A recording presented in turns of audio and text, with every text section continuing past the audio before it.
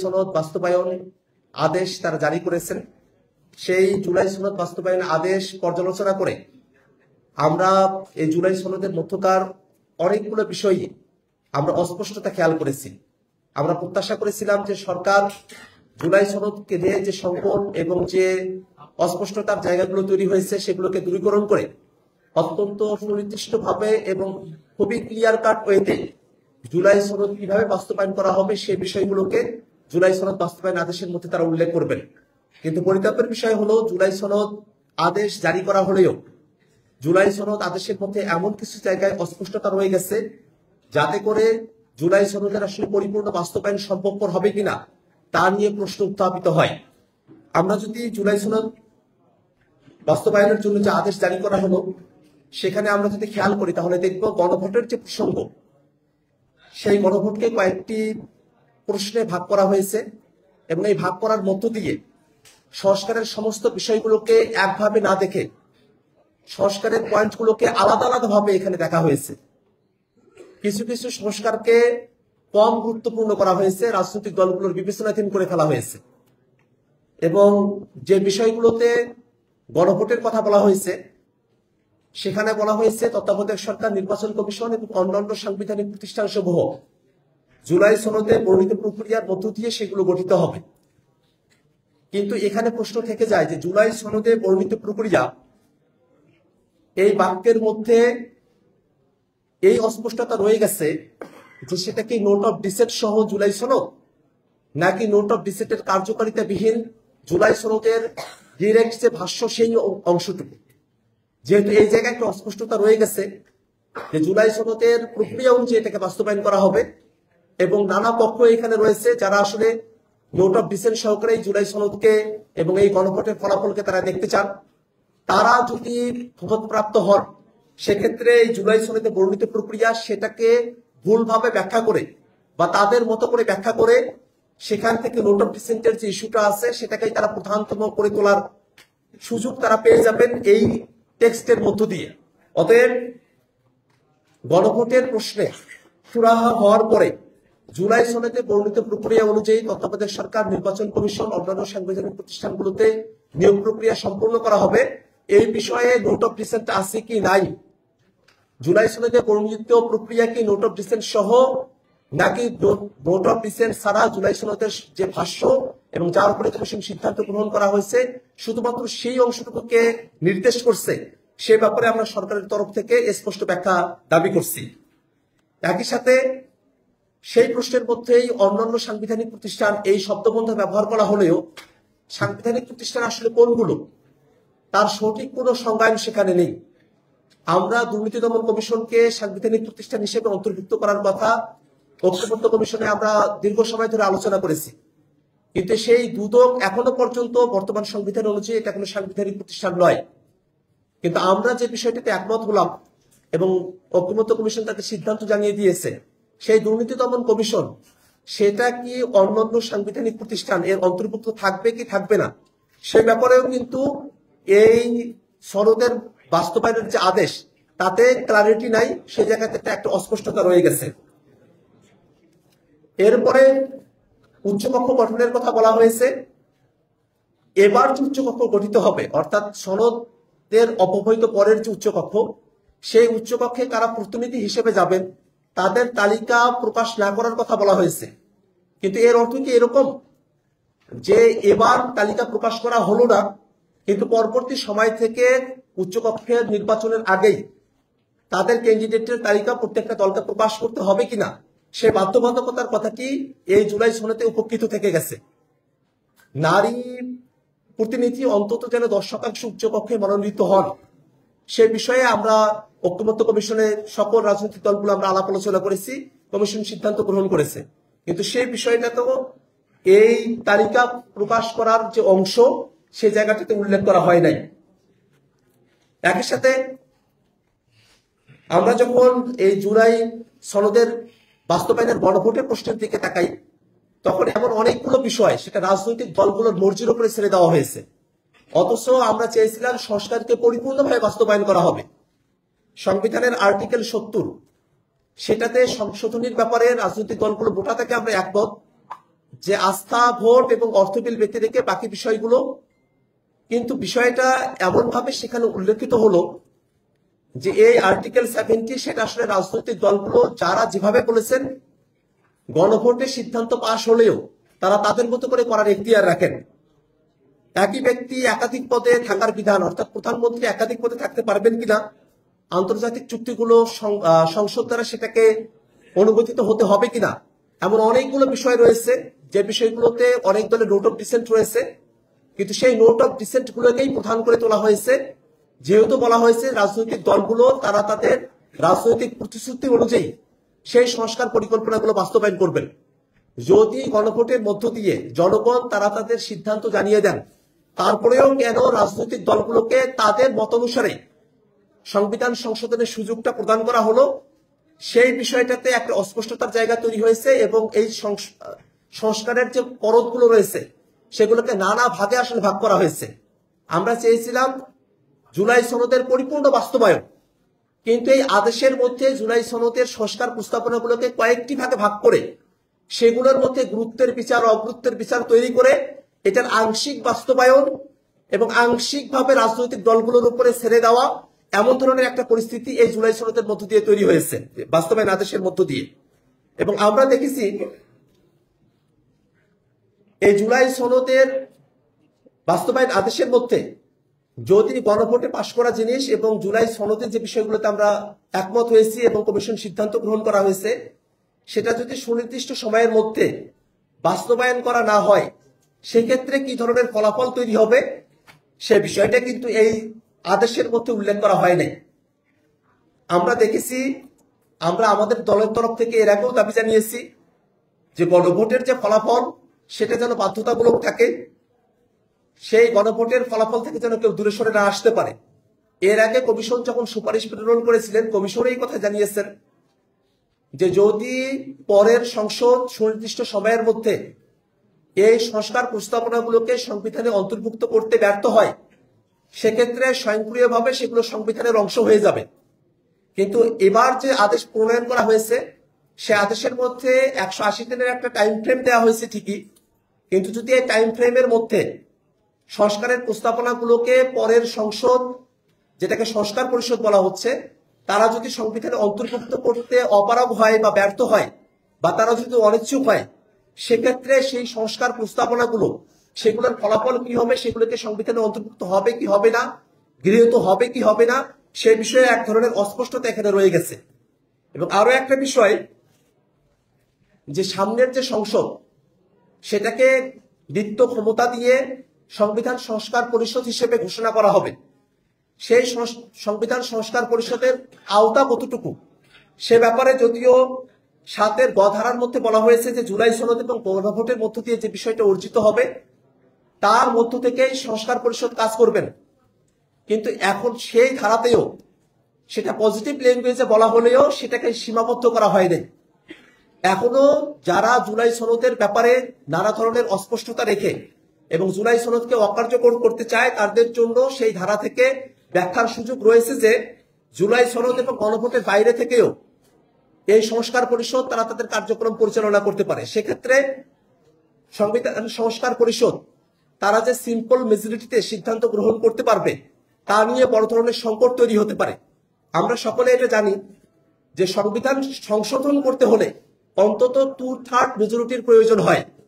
সেক্ষেত্রে এখানে জুলাই সনদ এবং গণভোটের বিষয়গুলোকে সংবিধানে অন্তর্ভুক্ত করার জন্য সংবিধান সংস্কার পরিষদ 2/3 মেজরিটির প্রয়োজন নেই, তারা সিম্পল মেজরিটিতে এটাকে গ্রহণ করতে পারবেন।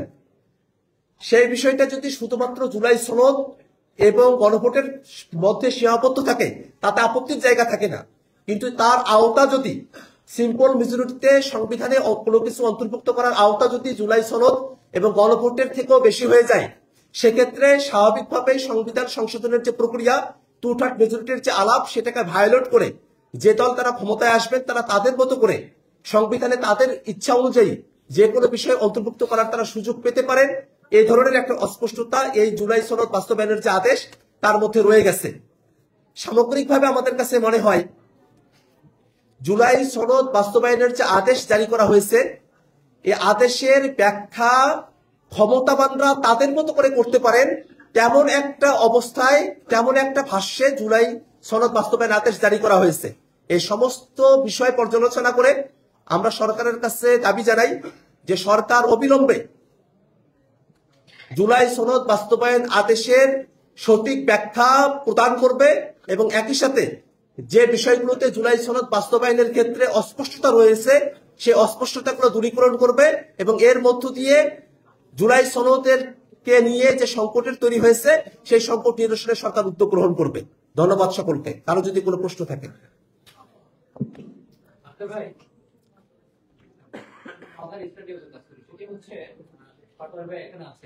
জুলাই সনদ বাস্তবায়নের আদেশ আপনারা প্রধান উপদেষ্টার পক্ষ থেকে চেয়েছেন এবং আপনারা এই বর্তমান রাষ্ট্রপতি অপসারণের জন্য আন্দোলন করছেন। আপনাদের একটা প্রধান দাবি ছিল যে শেষ পর্যন্ত সরকার বর্তমান রাষ্ট্রপতির দ্বারা জুলাই সনদ বদলাদেশ না আদেশ জারি করেন। আপনাদের আদেশ জারি যে ইচ্ছা সেটা পূরণ হয়েছে, কিন্তু সেটা রাষ্ট্রপতির মাধ্যমে হয়েছে।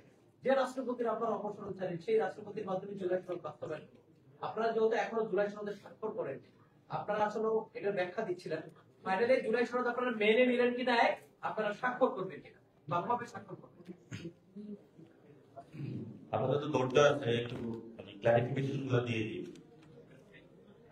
আপনার সংসদ ভবনের সামনে যেই সকল রাজনৈতিক দল স্বাক্ষর করেছিল সেখানে কিন্তু নোট অফ ডিসেন্ট ছিল এবং সেখানে জুলাই সনদটা কিভাবে বাস্তবায়ন হবে, আইনি ভিত্তি যে প্রয়োজন, আমরা কিন্তু এই দাবিটা তুলেছিলাম। তোলার পরে রাজনৈতিক অঙ্গনে সব জায়গায় আলোচনাটা শুরু হয় এবং সবাই এটা বুঝে যে এটা আসলে একটা বাস্তবায়নের প্রক্রিয়ার প্রয়োজন অথবা আইনি ভিত্তি প্রয়োজন। সরকার আইনি ভিত্তি দিয়েছে, সরকার এখানে দরদ দেখিয়েছে, কিন্তু সরকার কোনো দায় দেখায় নাই। অর্থাৎ আপনার যখন কোথাও কম্পেনশন থাকবে আপনার রেসপন্সিবিলিটি নিতে হবে। সরকার এখানে হলো তরকারি বাটি থেকে রাজনৈতিক দলগুলোকে এক চামচ করে ভাগ করে দিয়েছে। বিএনপিকে 1 চামচ দিছে, জামায়াতকে 1 চামচ দিছে, কিন্তু জনগণের যে প্লেট ওটা খালি হয়ে গিয়েছে। আমরা কি চেয়েছিলাম? আমরা চেয়েছিলাম এই গণ অভ্যুত্থানের পরে 72-এর যে ফেসিবাদী সংবিধান, সেই সাংবিধানিক কাঠামোকে পরিবর্তন করে জনগণের একটা কাঠামো নিয়ে আসতে, যাতে কোনো নতুন করে কেউ হাসিনার মতো আবিষ্কৃত না হয়ে জনগণের উপর গুলি চালাইতে না পারে। কিন্তু বাংলাদেশের দুর্ভাগ্য যে এক হাসিনা যাওয়ার পরে আরেক হাসিনা আসার জন্য আমাদের দরজায় কড়া নাড়ছে। তারা কি করলো? সংস্কার কমিশনে গিয়ে গুন্ডামি করলো এবং সেখানে যখন সবাই সব দল একটা বিষয় ঐক্যমত পোষণ করেছে, সেখানে তারা ভেটো দিল, বললো আমরা এটা মানবো না, খেলায় আছে কিন্তু তাল গাছটা আমার। সংস্কার কমিশন অনেক আসলে বিপদে পড়েছেন, তারপরও ওই দলের নোট অফ ডিসেন্ট রেখে আমরা সামনের দিকে আগে বাড়িয়েছি দেশের স্বার্থে। কিন্তু বর্তমান যে পরিস্থিতিতে জুলাই সনদের আইনি ভিত্তি হয়েছে, তারা বলেছিল একটি প্রজ্ঞাপনের মাধ্যমে, আমরা বলেছি এটার আদেশ দিতে হবে। সরকার আদেশ দিয়েছে, এটা আমরা পেয়েছি। সাথে সাথে আমরা জানিয়েছিলাম যে ডক্টর ইউনূস দিতে হবে, শাহাবুদ্দিন চুপ্পু এটা দিতে পারবে না। ফলত আমরা জুলাই সনদের আইনি ভিত্তি পেয়েছি, কিন্তু নৈতিক ভিত্তি জায়গাটা আমরা পাইনি। এবং এই জুলাই সনদে সরকার শুরুতে গণ অভ্যুত্থান শব্দটা উচ্চারণ করেছে। সার্বভৌম অভিপ্রায়ের যে প্রকাশ, সেটা জনগণ থেকে নিয়েছে, কিন্তু সেই সার্বভৌম অভিপ্রায়ের যে সাইন যার মাধ্যমে দিয়েছে, উনি কিন্তু জনগণের উপরে কয়েকদিন আগে গুলি চালিয়েছিল। ফলত সরকার এখানে আইনি ভিত্তি দিল, শেখ হাসিনা এবং আওয়ামী ফ্যাসিজমের যে অংশ, তার হাত দিয়ে এই জুলাই সনদকে সে অপবিত্র করেছে। 1 নাম্বার। 2 নাম্বার বিষয় হলো, আমাদের যে মৌলিক সংস্কার কাঠামো আমরা চেয়েছিলাম, এই যে আদেশটা হলো, এই আদেশের মধ্য দিয়ে আমরা মৌলিক সংস্কারের পথে যেতে পারবো না। এখানে বাংলাদেশে একটা সাংবিধানিক সংকট আবার রয়ে গেল। অর্থাৎ বাংলাদেশের যে ফেসিবাদী কাঠামো উৎপাদন করার জন্য আমাদের এখানে যেই সমস্যাগুলো রয়েছে, সরকার যে আদেশ দিয়েছে, এই আদেশের মধ্য দিয়ে এই সংকটগুলো আমরা ভবিষ্যতে দূরীভূত করতে পারবো না। কেন পারবো না? যখন থেকে গণ অভ্যুত্থানের পরে আমরা চুপ সরাতে চাইলাম, বিএনপি বাধা দিল, সরকার কমিশনে একটা গুন্ডামি করলো। এরপরে জুলাই স্বাক্ষর অনুষ্ঠানের দিন বললো যে আমি সব মানি তালগা সালাম, কিভাবে বাস্তবায়ন হবে সে প্রক্রিয়াও তারা গোলাটে করে রাখলো। এবং সে প্রক্রিয়ার মধ্যে দুইটি দল এই সংস্কারের যে প্রক্রিয়াটা নিজেদের ভোট ব্যাংক বানানোর হাতিয়ার হিসেবে ব্যবহার করলো। ফলত এই সংস্কার প্রক্রিয়াটা একটা ভোট ব্যাংক বানানোর একটা টুলস হিসাবে তাদের কাছে। কিন্তু এনসিপি মনে প্রাণে বাংলাদেশের মৌলিক সংস্কার নিয়ে আসতে চায়। সেই জন্য আমরা জুলাই ঘোষণাপত্র থেকে শিক্ষা নিয়ে সেখানে কিন্তু সাইন করতে যাইনি। এবং আমরা বলেছিলাম যে আপনি যে আদেশটা দিবেন এই আদেশের ড্রাফট আমাদেরকে আগে দেখাতে হবে। কিন্তু সরকার এই ড্রাফটটা না দেখিয়ে নিজস্ব ক্ষমতা বলে একটা আদেশ জারি করেছে। আর যিনি ড্রাফটটা করেছে, আমি নাম তার উচ্চারণ করব না, তার মনোমগজে যদি বাংলাদেশের জনগণ থাকতো এই ধরনের ড্রাফটগুলি তৈরি করতেন না, এই ধরনের আদেশ তিনি তৈরি করতেন না। এটা আদেশ হয়েছে কিন্তু একটা জনবিরোধী আদেশ হয়েছে। উনার মাথায় ছিল বিএনপির প্রেসক্রিপশন। কারা এই আদেশটা দিয়েছে এটা বাংলাদেশের সকল মানুষ জানেন, সাংবাদিক ভাইয়েরা আপনারাও জানেন। উনি গত গণঅভ্যুত্থানের পর থেকে এই পর্যন্ত গণঅভ্যুত্থানকে কিভাবে মুজিবীয় সংবিধানের ভিতরে এক ঢুকানো যায় এই প্রচেষ্টাই করে যাচ্ছে। উনি আমাদের আইনমন্ত্রী হিসাবে আছেন, তো উনি যদি জনগণটা মাথায় রাখতেন উনি কিন্তু এই ধরনের আদেশটার যে ড্রাফটিংটা এটা উনি করতেন না। এই ড্রাফটিং এর যে 4টি কোশ্চেন রয়েছে, এই আদেশের প্রথম যে কোশ্চেনটা সেটাতে অস্পষ্টতা রয়েছে। বলা হয়েছে তত্ত্বাবধায়ক সরকার জুলাই সনদের যে প্রক্রিয়া সেই অনুসারে হবে, কিন্তু জুলাই সনদে তত্ত্বাবধায়ক সরকারের কথা রয়েছে, সবাই ঐক্যমত হয়েছে, কিন্তু গঠনের প্রক্রিয়াতে নোট অফ ডিসেন্ট রয়েছে বিএনপি। তারপর সে আবার 72 সংবিধানের দিকে তো আমরা যাচ্ছি। এখন বাংলাদেশের মানুষের বড় সংকটের জায়গা হলো এই যে 72 যে সংবিধান, যেটা একটা ফেসিবাদী সংবিধান, আমরা সেটাকে পরিবর্তন করতে চেয়েছিলাম। এই 72 সংবিধানকে রক্ষা করার জন্য নব্য পাহারাদার হিসেবে বিএনপি হলো মাঠে আবির্ভূত হয়েছে, যেটা আমাদের জন্য দুঃখজনক। কিন্তু বিএনপির যারা সিনিয়র লিডার, যারা ক্ষমতার চেয়ার আঁকড়ে ধরতে চায়, যাদের হলো প্রেস ব্রিফিং এ আসলে কোনটা বলবে এটা মাথায় ঠিক থাকে না, যাদের হলো বর্তমান রাজনীতি থেকে রিটায়ারমেন্ট করা উচিত, যারা গত 15 বছরের ব্যাংকের বাগডোরা আওয়ামী লীগের সাথে খেয়েছিল, তাদের সেই দায়বদ্ধতার জায়গা থেকে তারা এখন আওয়ামী লীগের পক্ষে দাঁড়িয়েছে। এই জন্য বিএনপির সকল যারা মাঠ কর্মী নেতা কর্মী রয়েছে, যারা বাংলাদেশে সত্যিকার একটি পরিবর্তন করতে চায়, তাদেরকে পাশ কাটিয়ে তারা স্বৈরাচারের দিকে আবির্ভূত হচ্ছে। আমি বিএনপির নেতা কর্মীদের আহ্বান রাখবো, যে সংস্কারের আদেশটা জারি হলো, আপনারা ইলেকশনের দিন এসে হ্যাঁ ভোট দিয়ে আপনাদের যারা এই 72 পাহারাদার যারা লিডারশিপ রয়েছে, আপনারা তাদেরকে লাল কার্ড দেখাতে হবে। যদি লাল কার্ড দেখাতে না পারেন, তাহলে যে সালাউদ্দিন কমিশনটা হয়েছিল, এই সালাউদ্দিন কমিশন নব্য পাহারাদার হিসাবে এই 72 সংবিধান আগামী সংসদে আবার আমাদেরকে চাপিয়ে দেওয়ার চেষ্টা করবে। তারা এখন নতুন করে কথা উঠেছে যে গণভোটের মাধ্যমে তো সংশোধন করা যায় না। এটা তো সত্য, গণভোটটা একটা রেফারেন্ডাম জিনিস, এটা বাংলাদেশের যে কোনো লয়ের ফার্স্ট ইয়ারের স্টুডেন্ট জনে, এটা তো আর আপনাকে এখানে এসে বলতে হবে না। কিন্তু গণভোটের মাধ্যমে একটা জনগণ তার মতামত জানায়। এখন কনস্টিটিউশনটা পিপলস উইল। আপনি যখন রেফারেন্ডামের মাধ্যমে মতামত জানালেন আমি পরিবর্তন চাই, পার্লামেন্টে 300 গডফাদার দিয়ে এটা আপনি আমাদের পরিবর্তন করে দিতে চাচ্ছেন। আমরা তাদেরকে আহ্বান জানাবো, গণভোটকে আপনি সম্মান করুন, জনগণের যে রায় সেটাকে আপনার সম্মান করতে হবে। জনগণ কিভাবে সামাজিক চুক্তি করবে, জনগণ কিভাবে সোসাইটিতে বসবাস করবে, তাদের গাঠনিক ক্ষমতার কিন্তু প্রাথমিক প্রয়োগটা হলো কিন্তু গণভোট। গণভোটের মধ্য দিয়ে সে কনসেন্টটা দিতেছে, কিন্তু এই কনসেন্টটা পার্লামেন্টে 300 গডফাদারের মধ্য দিয়ে আপনারা নষ্ট করবেন না।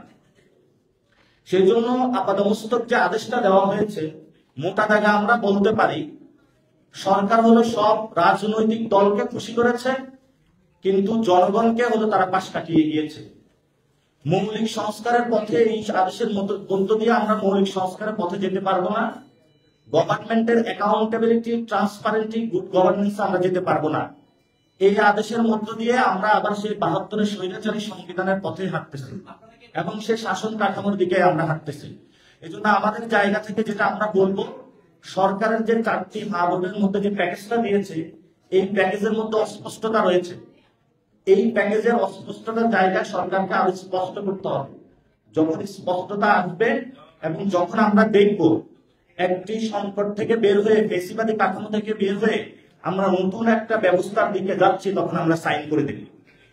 এখন যেই সংকটটা আছে, এখন 72 সংবিধানের পাহারাদার হিসাবে আমি তো 72 সংবিধানের পাহারাদার হইতে পারি না এই আদেশের মধ্য দিয়ে। এই জন্য এই আদেশের সরকারকে স্পষ্ট করতে হবে। ওনারা কয়ের মধ্যে যেটা বলেছে, ঘয়ের মধ্যে যেটা বলেছে, এটা কিন্তু উল্টো একটা প্রক্রিয়া। ফলত তারা যখন স্পষ্ট করবে এবং সামনে যে নির্বাচন রয়েছে, সরকার বলেছে একই দিনে গণভোট হবে এবং জাতীয় নির্বাচন হবে। সরকার দেখেন বিচার প্রক্রিয়া একটা বুকলেট পাকালো। যখন শেখ হাসিনার বিচার হচ্ছে, ঢাকাতে তারা আইন শৃঙ্খলা কন্ট্রোল করতে পারলো না, সরকার এখানে ব্যর্থ হলো। যখন সংস্কার প্রক্রিয়া আসলো, রাজনৈতিক দলগুলোর কাছে সরকার নতি স্বীকার করলো এবং তারা জনগণকে পাশ করিয়ে রাজনৈতিক দলগুলোর কাছে, জামায়াত এবং বিএনপির কাছে তারা আত্মসমর্পণ করলো। যেই জনগণ এই সরকারকে বসিয়েছে, সেই সরকার চেয়ারে বসার পরে জনগণকে বলে আমি তোমাকে চিনি না, আমি শুধু বিএনপি এবং জামায়াতকে চিনি। এটা তো জনগণের সাথে একটা হাস্যরসিকতা করলো এই সরকার। তারপরে আসে যে নির্বাচন। যখন সরকার এতগুলো বুকলেট পাকাচ্ছে, এতগুলো অব্যবস্থা ব্যর্থতার পরিচয় দিচ্ছে, আপনি ওই দিনে গিয়ে কিভাবে ইলেকশনটা করবেন, এটা আমাদের সংবিধানের জায়গা থেকে গেল। এবং আমরা মনে করি বাংলাদেশে দ্রুত গতিতে ইলেকশন হওয়া প্রয়োজন। কিন্তু সরকার যেই পথে এগোচ্ছে, সংকট আরো বলবিত করছে এবং গণভোট নির্বাচন কিভাবে সরকার পালন করবে, বাংলাদেশে আয়োজন করবে, এটার এখন আমরা রোডম্যাপ পাইনি। ফলত সরকার নির্বাচন নিয়ে ব্যস্ত, নির্বাচন আয়োজন করবে, সংস্কার নিয়ে সরকার কোনো দায় নিল না। সরকার সরাসরি জনগণকে বিদ্যান বলে দেখিয়েছে।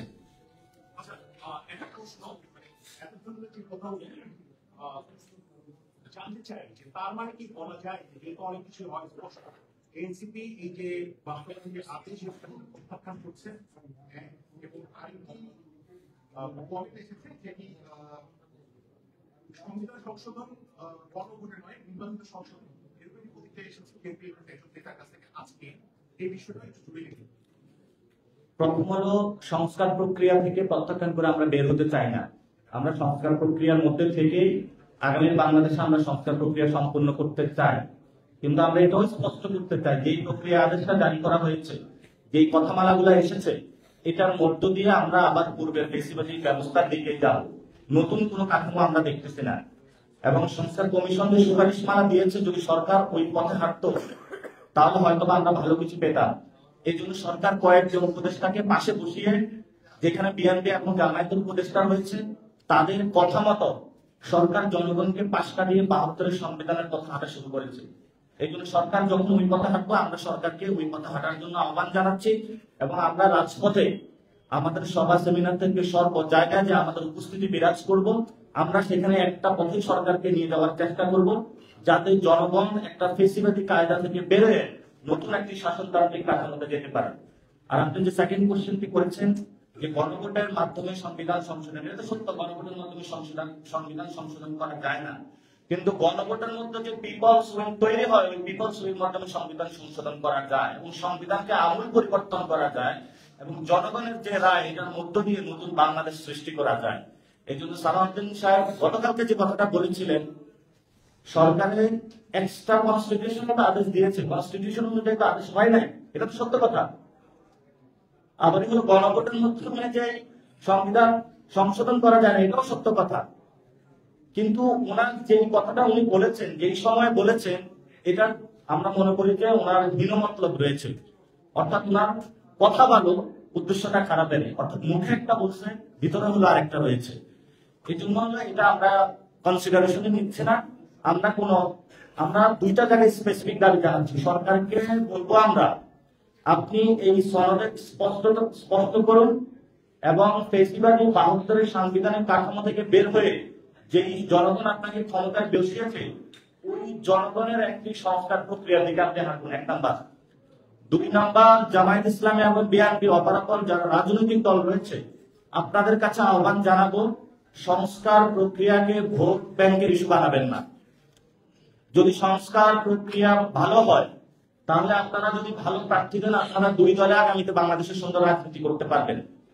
আর যদি সংস্কার প্রক্রিয়াতে আপনারা ভোট ব্যাংকে কয়েকটা ভোট ব্যাংক বাড়ানো টুলস হিসাবে ব্যবহার করুন, তাহলে যেইভাবে আজকে এক দল আরেক দলকে আপনারা মারতেছেন, বাংলাদেশ এভাবে আপনাদের মারামারির মধ্য দিয়ে যাবে। জনগণ আপনাদেরকে প্রত্যাখ্যান করবে, এটা আপনাদেরকে বুঝতে হবে।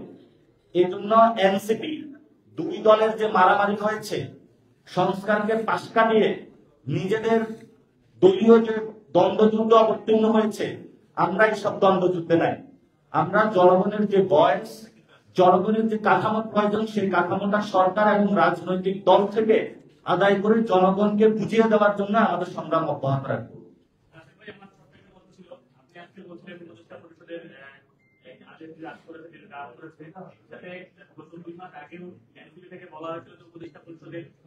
কয়েকজন সদস্য নিরপেক্ষতা হারিয়েছে, আজকে আবার জামায়াত ইসলামী তাদের 8 সদস্যকে বলা হয়েছে যে হিন্দু প্রতিষ্ঠার কথা যে সরকারের হারিয়েছে।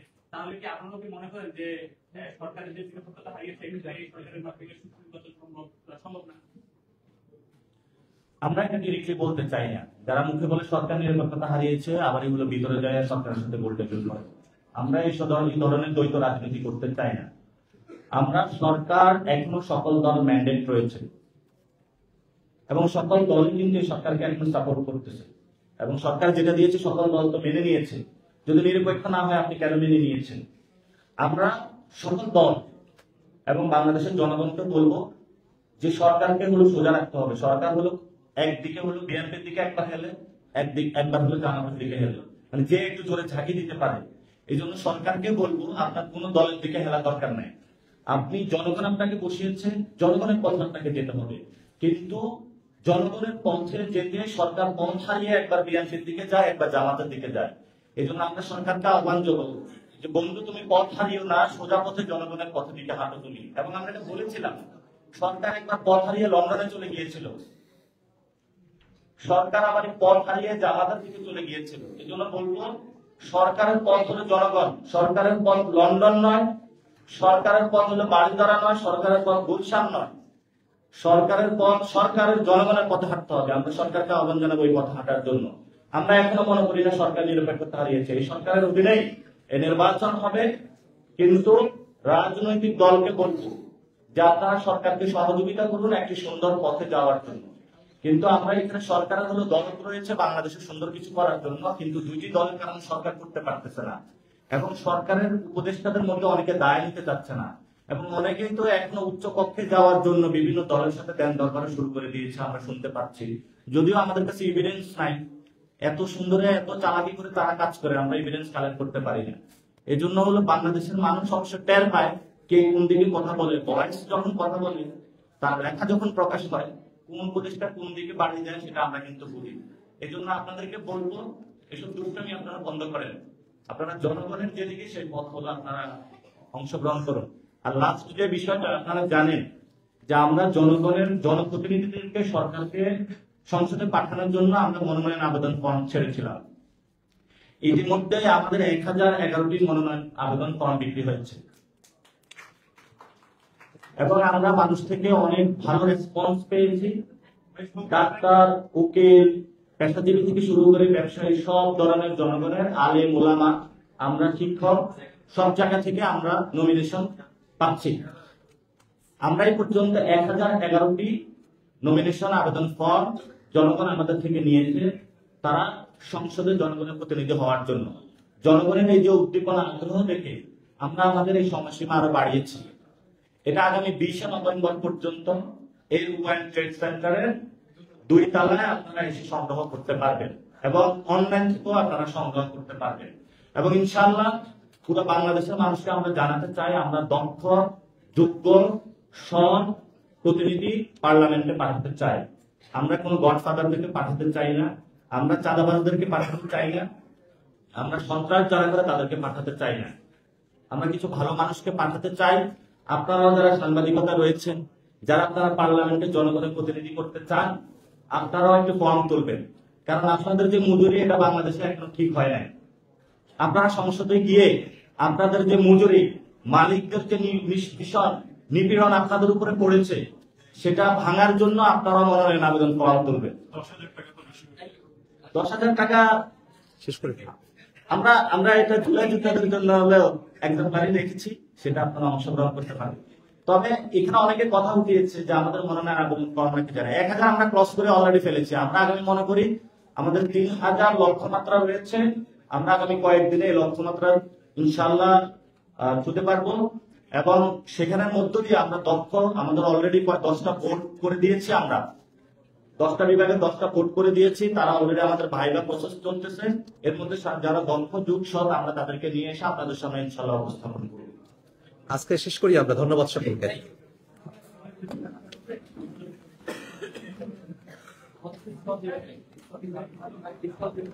আপনাদের জন্য ফ্রি সব ফ্রি দিবেন দাঁড়ায়